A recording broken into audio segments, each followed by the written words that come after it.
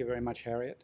Now we have three unique perspectives on the journey from diagnosis to adult life is a long and sometimes very difficult journey for many.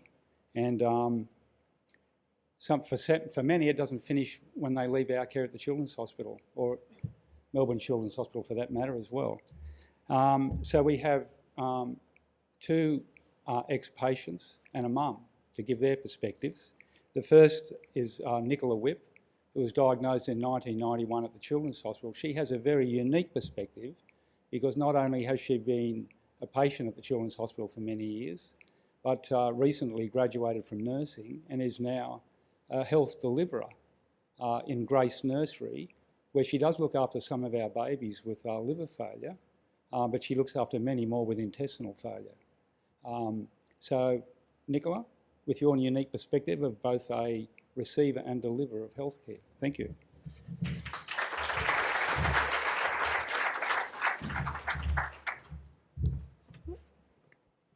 Thank you all for having me here today to share a bit of my story.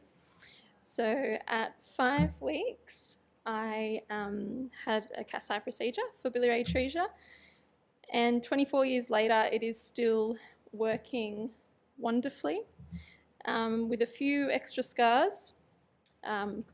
Still going well. So growing up with biliary atresia has been my normal. I don't know anything different, and I don't think I'd change it. There has definitely been times that I have wished I haven't been sick, missing out on life events. But when it came to the Children's Hospital, I don't remember the pain and suffering. I remember the wonderful experiences that came with those times of illness. So on average, I'd get cholangitis about once a year and need hospitalisation. And to be honest, the hardest part of that is just waiting for it to happen. But once the fever had subsided and I was just waiting out the course of antibiotics, I actually found it quite fun. I would tell people I often enjoy going to hospital, which is a bit crazy, I know. But I got my own TV. I got to watch Foxtel in bed. There was all kinds of craft and activities to do, and you can't forget the Starlight Room and Radio Bedrock. And Mum might not like me for saying this, but it was the only time in my life I was ever allowed to have Coke and salt and vinegar chips. As I've gotten older, I've realised what made it such a positive experience with the people that you meet. People that you meet along the journey make it that much easier.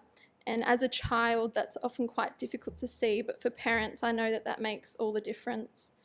We came in contact with a lot of amazing healthcare professionals in the time, and I know that I'm speaking on behalf of my parents and myself here when I say that Vicky was always amazing. She made it possible every time for me to go home early from hospital so Mum could do my antibiotics from home. I was also fortunate enough to have Dr. Dorney as my specialist for many years.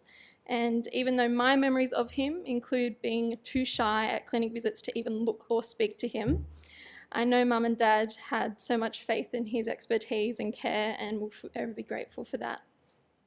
I believe it was these collective experiences that influenced my decision to study nursing. I don't remember at what point I decided this, but for as long as I can remember, I wanted to be just like those nurses that looked after me. And I think from a very early age, it was apparent that I was heading into that field, as Mum would often find me looking after my teddies and my very obliging cousin, after I'd connected them up to drips, accessed their central lines and were giving them medication. But what I find amazing about that is the nurses that looked after me made those potentially scary and confronting experiences into something that I actually wanted to continue at home. So after a little more education and a lot more practice, I am now currently working at the Children's Hospital in Grace Centre for Newborn Care, where I look after families and babies who have a very similar story to mine sometimes. And it's during that time what I've come to realise most is that this journey was never just mine, but that of my parents and my family. For myself, the most intense years of illness came at a time that I was too young to even remember. But ask my parents and I'm sure they can recount in detail for you. I'm so thankful for the lengths that the nurses along with my parents went to make those times as unmemorable as possible.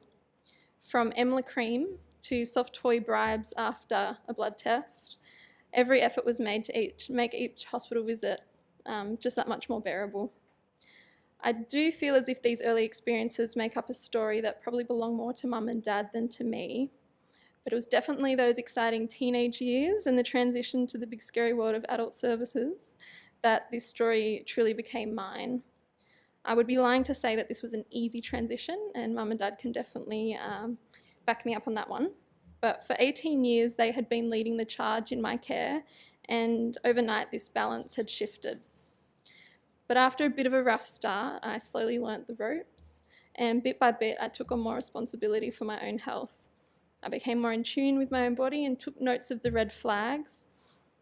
And I can now tell the difference between what's a regular fatigue and maybe what I call a liver fatigue, which is probably saying I need to stop and slow down, probably need a blood test and maybe start a course of oral antibiotics, and that's kept me in good stead. This control over my own health gives a real sense of ownership and power and has definitely helped in these last few years.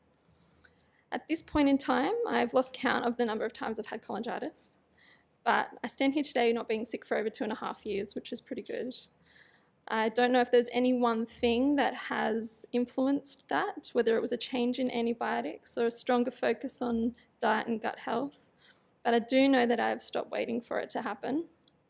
I'm extremely fortunate to be in the position that I'm up here today, and I know that my story will be very different to many people in this room, but I think when growing up with a chronic illness, you do have some very shared experiences there. So for now, my journey continues, but hopefully just on the other side of the hospital bed. So thank you.